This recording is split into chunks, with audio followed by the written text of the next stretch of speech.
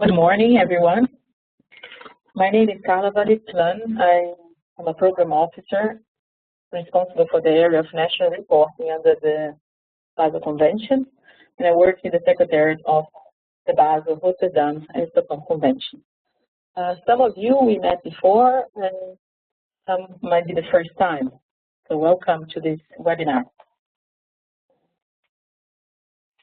The system, this electronic reporting system, has been launched recently, and it should be the platform for all parties to submit their national report to the Secretariat from now on.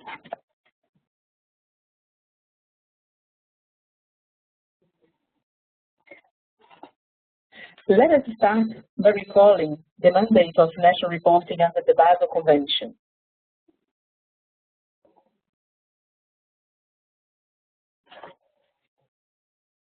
Article 13, paragraph 3 of the Convention text, parties shall transmit through the Secretariat to the Conference of the Parties before the end of each calendar year a report on the previous calendar year. Just to use as an example, by the 31st December of 2013, so the upcoming December, the Secretariat should receive reports concerning activities from 2012. And the focal point to the Convention is the responsible authority to submit the report.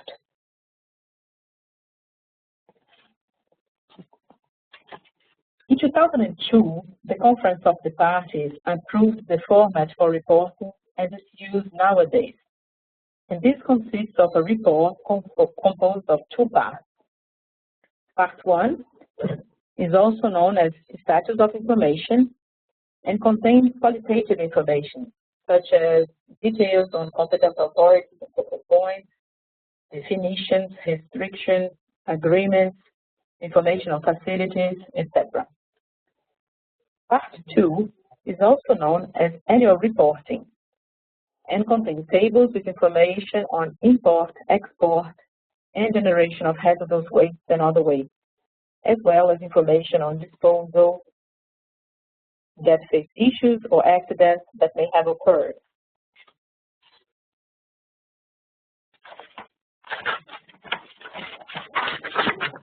The new electronic reporting system of the Basel Convention will continue to use the same questionnaire as it was approved by the COP. However, for the year 2012, a few changes have occurred in questions 2 and 3, which were approved by the COP 10 in Cartagena, Colombia, under the work of the Implementation and Compliance Committee. In the past, parties would send emails, faxes, and hard copies to the Secretariat with their national reports. From now on, parties can do the submissions themselves using the new electronic reporting system. The development of this tool was requested in different Conference of the Parties decisions, including those related to the synergies processes. Therefore, the new system looks very similar to the one of the Stockholm Convention, which is going to be available early in 2014.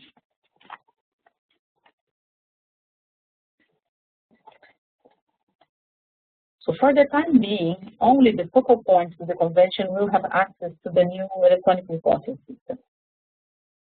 And several reported years are available online from 2000 to 2012. So data from those years are available online. For countries which have already submitted their reports for the years before 2012, they can read the information submitted. And for countries which have pending reports to be submitted, they should use the new system to do so. The system is accessible under the website of the Basel Convention, as I'm showing here on the screen, under Countries, National Reporting, Electronic Reporting System. So now let's see a little bit how the system works. So I made a couple of slides with the screens of the system and of the website, but later we're going to see the system on real time as well. So here, for the first time, we have an electronic reporting system for the Basel Convention. Oh, just a sec. And here you can see the page where the focal points we use to access the system. Just for your information, the Secretariat is still working on this project, and this is just the first phase of it. Therefore, we would appreciate it if you could use the system, verify the data related to your country, and provide us with your feedback. To access the system, the focal point will be a username and a password to log in. Also here on this page, I'm showing you the link for parties to download the template for table 6 and 7. It's an Excel template. And on the bottom part of the screen, you can see the links to the different questionnaire years.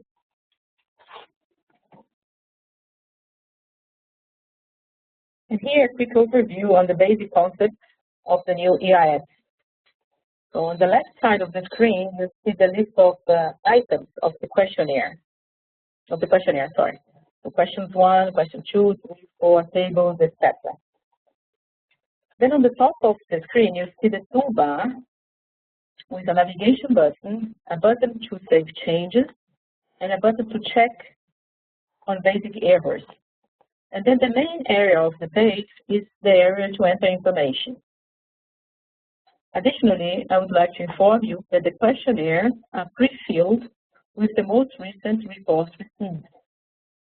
Let's say that a party has reported for 2011. When the party is going to report for 2012, the information of part 1 should be pre-filled automatically for the reporting year 2012 using the data from 2011. Another important information for you is that users can work on the questionnaire in different days and save their work accordingly. Only when all is finished, the questionnaire is to be then submitted. And we will see where this can take place. Here's another screen. Here you can see a screen which allows users to request changes for competent authority and focal points in case that's necessary.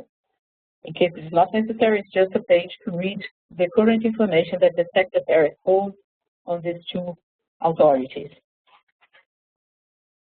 So if the user wants to change either the competent authority or the focal point details, he or she will have to use that question there, yes or no, the 1A1 on the screen, which is highlighted in red. So the user will have to say yes to that question, and automatically the bottom part will pop up on the screen, which allows the user then to use the buttons edit, delete, or add.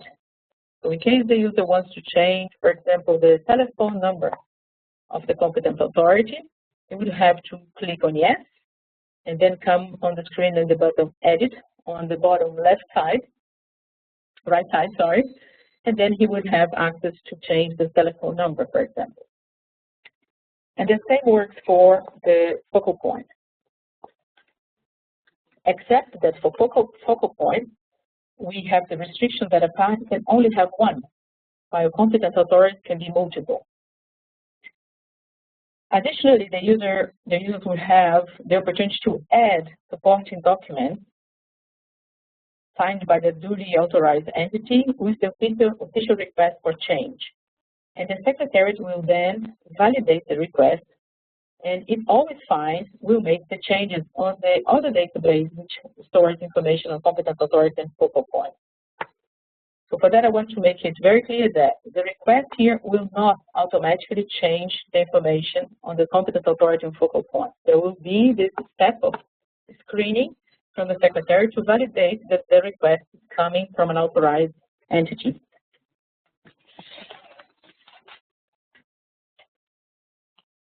Here another example of the screen, which shows a yes/no question. And I just wanted to highlight here an important point, which is to be attentive when answering a questionnaire.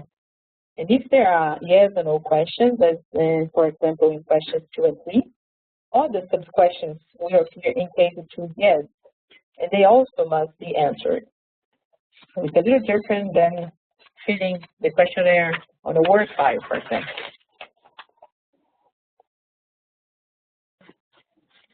Here you have also some examples of basic quality controls which are embedded in the system.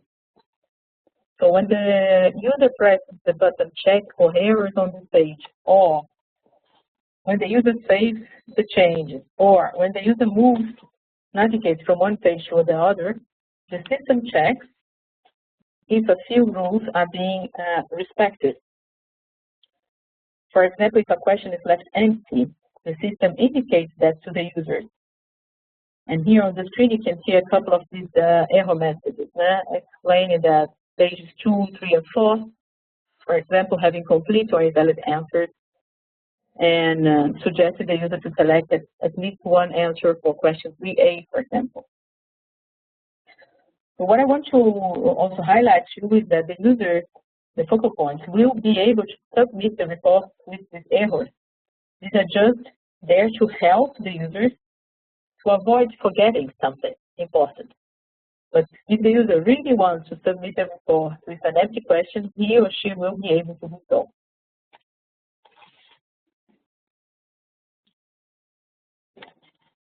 Here an example of tables. As you may know, the National Report Questionnaire has several tables to be filled in. In the system, users are able to enter each single line manually. For example, in this screen, you have the button Add Agreement. If you would click on that button, you would be able to enter each information for each type of agreement. Or the system also allows the user to upload a file that is the bottom part of the screen, which contains the information.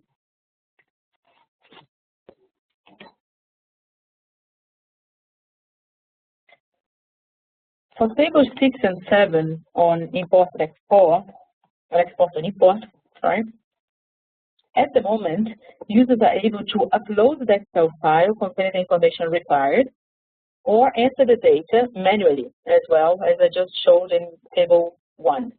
So for countries which have only a few lines to report, maybe then the option of entering data manually is handy. But for countries which have hundreds of lines to report, uploading the Excel file might be the best option for the moment.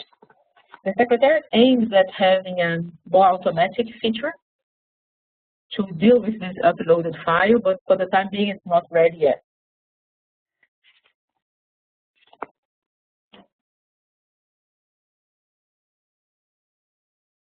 Here is an example of time series information. So we have two tables under the Basel Convention, which have time series details, tables 8A and 8B. Here the users should enter the data manually. And at the moment, users will be able also to enter data for any previous year, if available information. So you are, for example, in the reporting year 2011, but you may have information for 2006, which was still pending. You would be able also to input that information there.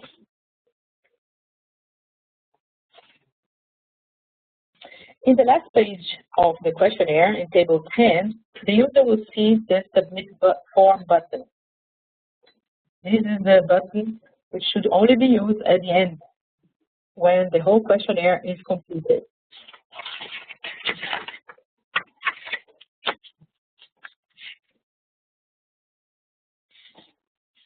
So these were the screens that I wanted to share with you, which highlight the main features of the system. And when we see the system real time here, you may have other issues that you want to observe and see how it works. Just to finalize my presentation, I just want to call your attention to an activity that's taking place currently.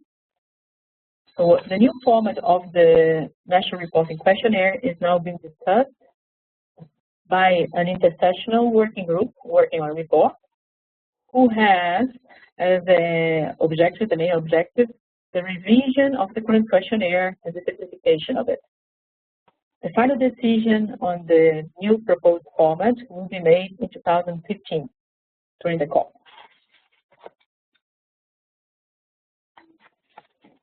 And just to finalize, so what can you do to improve the situation regarding reporting and about the new electronic reporting system is basically spread the news about this new system.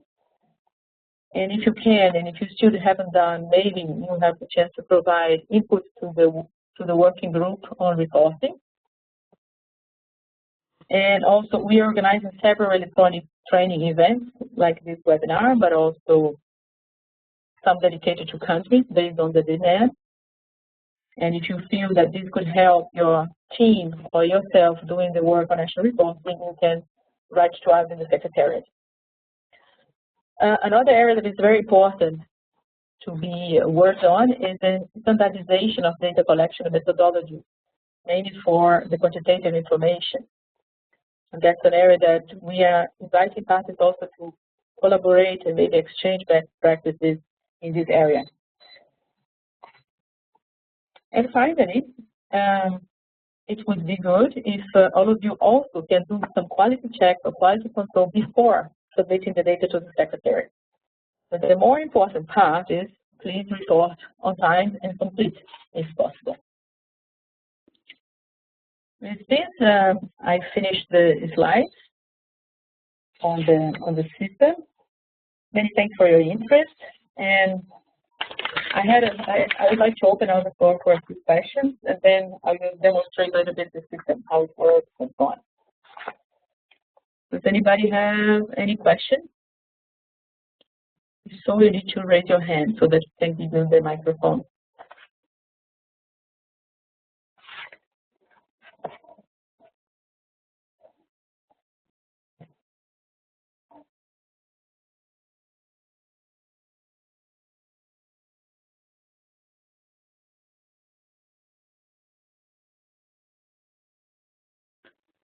Okay, we'll give you maybe a minute or two to come up with the questions if you have any.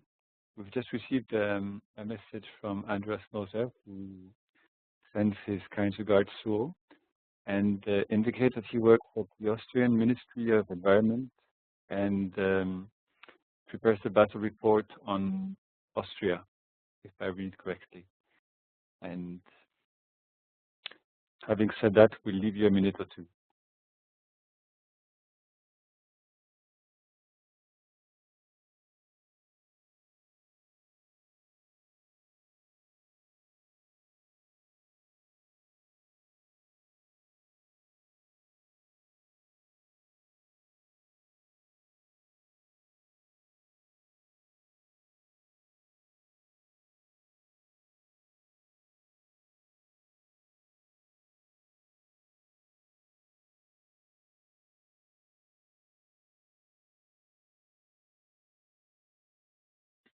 Hello, everyone. So let's go back then to the idea of showing the system.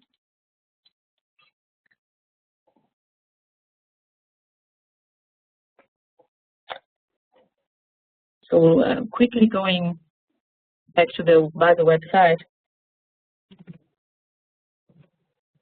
show you quickly the page. If you want to access the electronic reporting system, you would go then to the Basel website, under countries, national reporting.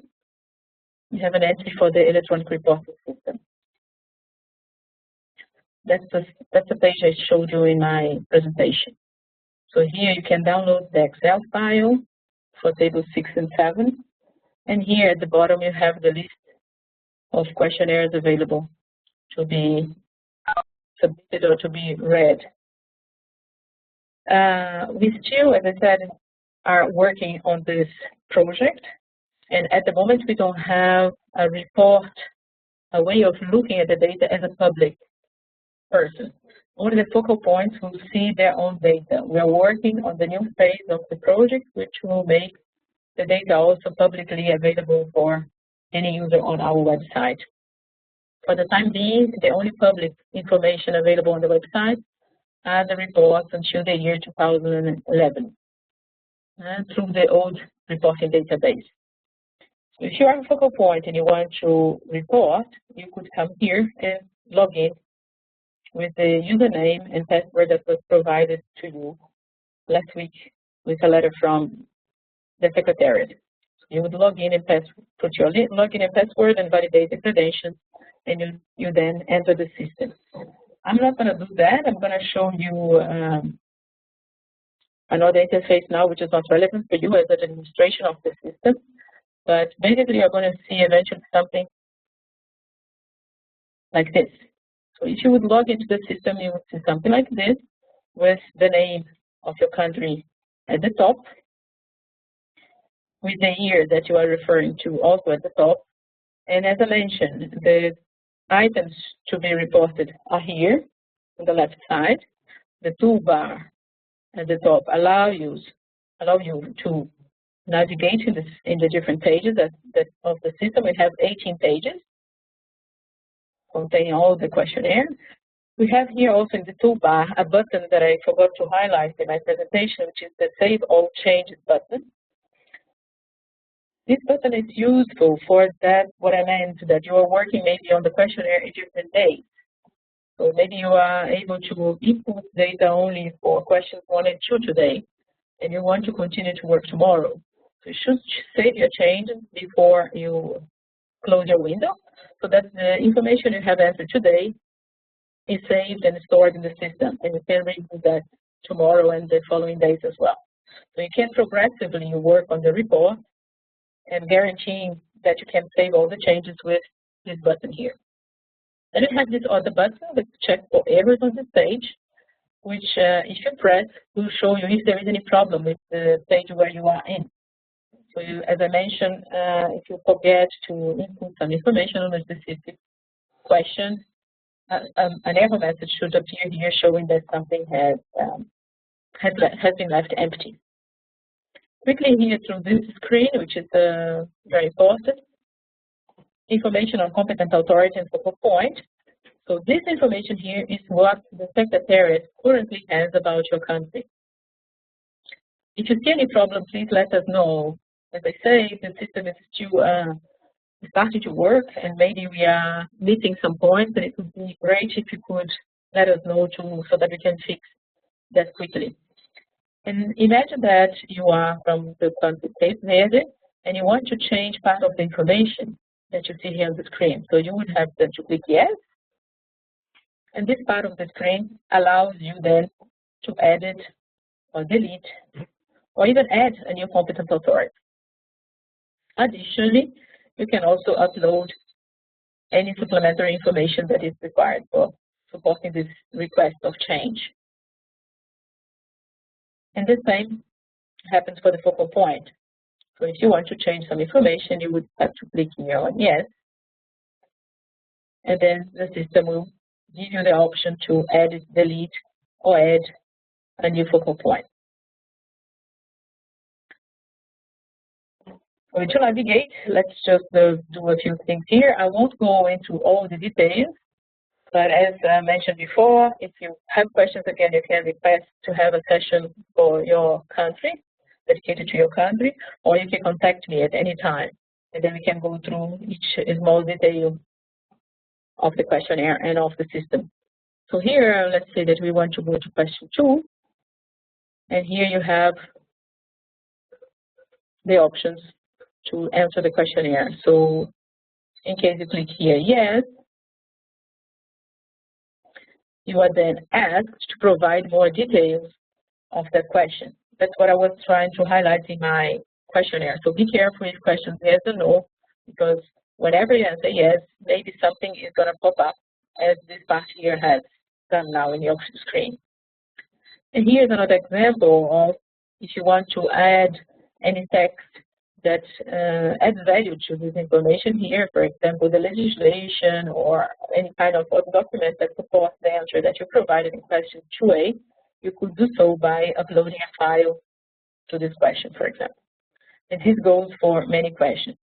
So here, for example, in questions 2, you see a few changes in the questionnaire compared to the year 2011 and before. As I said, these questions were changed based on input from the Implementation and Compliance Committee, just to facilitate the notifications which are regarding this kind of information requested here. Then you could continue navigating, for example, to question 3, and if then the system is warning the user that page 2 has incompleted or invalid answer. So ideally, the user should go back there and fix whatever was left empty or has any mistake. And you can go like that, navigating to the system in each of these questions. I won't go through all of them. I will show quickly here just the table 1, for example. Here is the option to add information for table 1. And as I mentioned in my presentation, you would, if you want to add information about an agreement, you can do it manually here, or you can upload the list of information with the information of these agreements, or put the link here, or put the link here, depending on your report. And the same goes, for example, for information on facilities. If you want to add information on any facility, you should use this button, ideally. Or if your list is so long that you wouldn't be able to do it one by one, you can opt to put here the link, but this information can be found, or you could upload the list using this uploading file option here. For tables 6 and 7, which usually are the most complicated ones, as mentioned, we have the option to add line by line here, and for that, then the system, I will just open the screen so that you can see. You would have to fill in all the details of each single column of this table, the waste stream, the Y code, the Annex 8 code, and so on, the characteristics, the amount exported, the countries of transit, the country of destination, and the disposal or recovery operation. And then press the button Add Hazardous Waste, and that line will then appear. So for countries which have maybe 10 lines, this is an option. But for countries which have, as I said, hundreds of lines, this input is too complicated. So for that, we also created this option to load an Excel file. If you can use your Excel file, the template that is available on the website, work offline, put all your data in the Excel file, and then upload here. For the time being, the Secretariat will then deal with the Excel file. And we will be able to upload the data to the system based on your Excel file. Later, this feature will be also available for you. You will automatically upload information from the Excel file and automatically enter the data into the system. So here's quickly an example of table 8, as I said. So you will be able to report the different years. The same goes for table 8b. We have here the list of generation of hazardous waste and other waste broken down by Y category. And you can navigate here. So it's a long table. And finally, you have here information on disposals, which follows the same principle as any other table. So you can press the button to add the different issues that you may have, or you can upload a file. And finally, table 10, which then shows the magical button, Submit Form. So before submitting the form, I really invite you all to use the Save All Changes button to be sure that everything that you have entered is saved in the system. And only then be sure that you submit your form. And based on that, the Secretary will be notified that you have sent information, and if there is any problem, we will get back to you with questions or clarifications that may be required.